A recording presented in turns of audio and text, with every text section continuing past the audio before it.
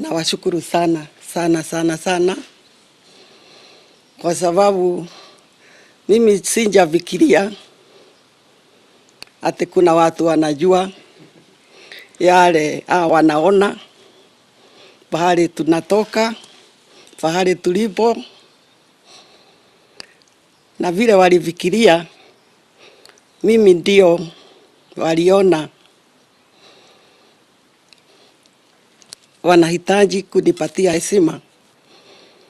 Nashukuru sana sana kwa niaba yangu na my family na Kenya kwa jumla, watu wote wa Kenya.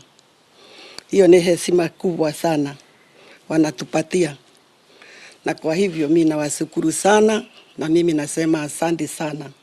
Thank you.